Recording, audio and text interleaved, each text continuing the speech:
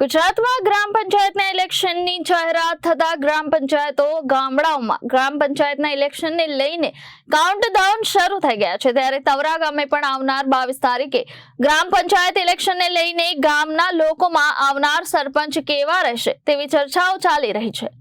છેલ્લા 2.5 વર્ષથી અટકેલી ગ્રામ પંચાયતોની ચૂંટણીને લઈ હાલ તાજેતરમાં જ ગુજરાત રાજ્ય ચૂંટણી બોર્ડ દ્વારા આવનાર 22 જૂને ગ્રામ પંચાયતોની ચૂંટણીઓ યોજાશે, જેમાં ભરૂચ જિલ્લાના 148 પેટા ચૂંટણીઓ અને 67 ગ્રામ પંચાયતોની સામાન્ય ચૂંટણીઓ યોજાશે, જેના કાઉન્ટડાઉન હાલ તો શરૂ થઈ ગયા છે। ત્યારે હાલ તો તવરા ગામમાં પણ ગ્રામ પંચાયતની ચૂંટણીને લઈને ગરમાગરમીનો માહોલ જોવા મળી રહ્યો છે। ગામના આગેવાનો અને યુવાનો પણ ગામના નાકે બાકડા ઉપર બેસીને ચૂંટણી લક્ષી ચર્ચાઓ કરતા જોવા મળી રહ્યા છે।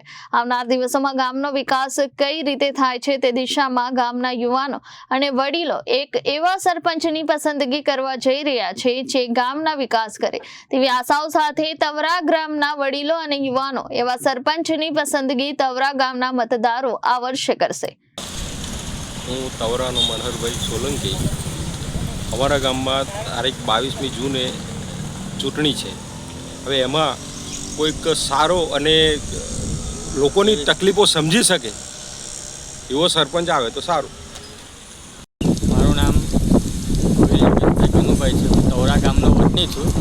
અમારા ગામમાં મીઠા પાણીની બહુ ટ્રબલ છે, એથી અમારે આ રીતના પાણી ભરવા માટે રોજ આવવું પડે છે।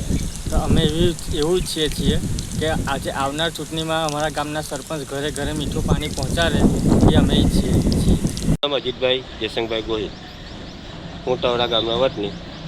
અમારા ગામમાં ગટરોની સુવિધા આપવામાં આવી છે, પણ વર્ષમાં એક જ વાર સાફ કરવામાં આવે છે। ચોમાસું આવતા પણ સાફ કરવામાં આવતી નથી।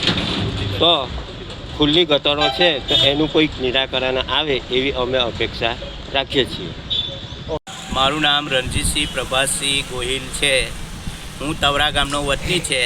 તવરા ગામમાં ટીપી સ્કીમ આવેલી છે, છતાંય ગામમાં ગંદકી અને આરોગ્યલક્ષી કામ થતા નહીં અને ગટરો ઉભરાય છે।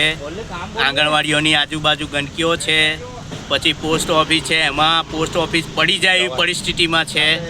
અને ગામમાં પાણીની ટાંકી છે, આરઓ પ્લાન્ટ છે, છતાંય તેને મૃત અવસ્થામાં રાખેલો છે।